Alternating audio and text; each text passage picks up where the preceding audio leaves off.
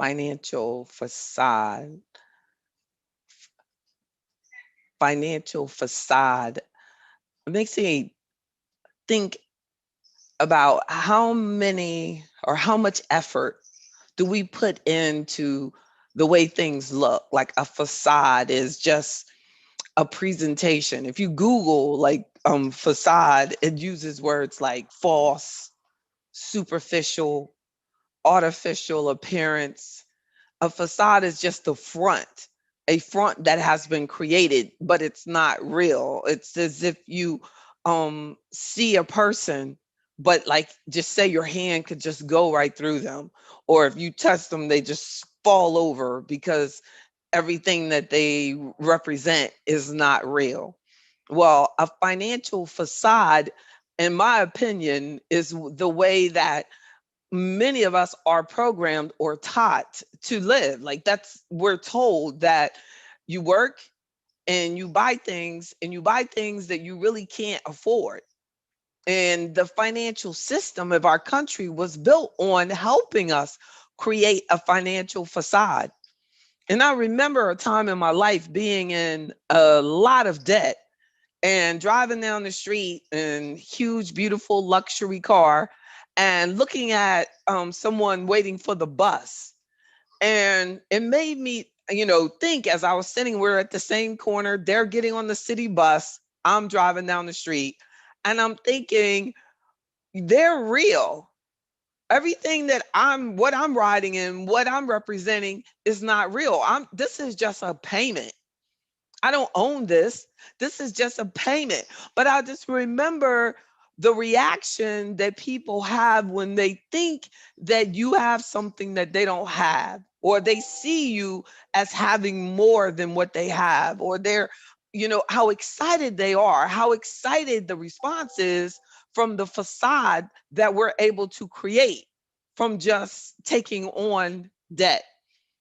Where in reality, I saw the person getting on the bus in a much more powerful situation. Now, I don't know about their financial life, but I know one thing, they weren't wasting money on that. They weren't wasting money on creating a facade. That if they only had money to get on the bus, that's what they had money for. And that's where they were living within their particular means, not creating a financial facade that we have been programmed too often on that's okay. And it's not, in my opinion. Afroeconomics is based on living an actual financially empowered life, being real about it, making sure that whatever everything that you represent, what you show is for real, that we're not living in a facade. Now, things that like tonight, I'm doing a topic on how the surveys show that Black people in debt pay much more in interest than a white person that's in debt. That this has been happening. We've been paying higher interest rates, and don't even get me started on fees.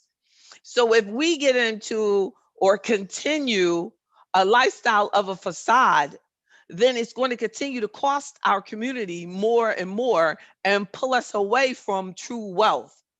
I I I just know how empowering it was for me when I decided that I was not going to waste my money anymore on car payments, that they were not going to rob me because of that. I said, I can take the money from a car payment and focus on writing my book and not having to worry about, is there a publisher that's going to help me publish Afroeconomics, Our Black Wealth Matters? If we think about what we can do with the money that we use to create these facades, the money that we use to make these payments, especially like luxury car payments that the industry depends on our community to buy. Think about, even if you cut that payment in half, the extra money that you would have to potentially not even have your child to need a school loan, because you would have had so much more extra money invested and saved. Think about the potential there. So when a Black child leaving college is much more likely to have a school loan and to have a larger school loan. So the mortgages create a financial facade. And then they add the title of a home owner when in actuality, it's a home buyer with a mortgage. And then a car owner with a lien on the car is not a car owner. That's a car buyer. That is a loan holder, right? The a person that's a debtor. That is, if we focus on just the reality and moved away from the facades, we're moving away. Join me in Afroeconomics as we move away from how we've been socialized to be in these financial facades. We don't have to spend the rest of our life there.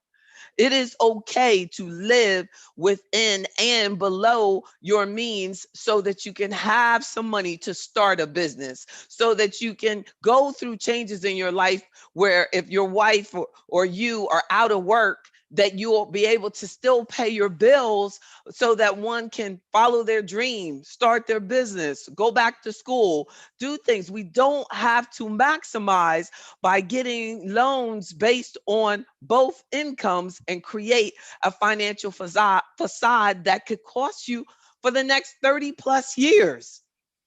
Credit cards also create financial facades. Think about the credit cards that have become commonplace, and most of the time the credit cards it's acquired because you're saying, well, what if I need to get a plane ticket or rent a car, things like that. But the balance is a whole new level. If credit card companies started repoing like car people repoed, and they just went into the cabinet and took out clothes that was purchased on that credit card that's not getting paid back, think about the credit card repo man. The financial facade that is created through credit cards is real and it's not necessary. Join me in afroeconomics.com. Become an individual or family or entrepreneur member so that you can have a team. And I will be working with you one on one on creating that team that you deserve so that we can live in a financial reality, not a financial facade. I'm JB Bryan, President and Chief Investment Officer at JB Bryan Financial Group, the home of Afro Economics, a registered investment advisory firm.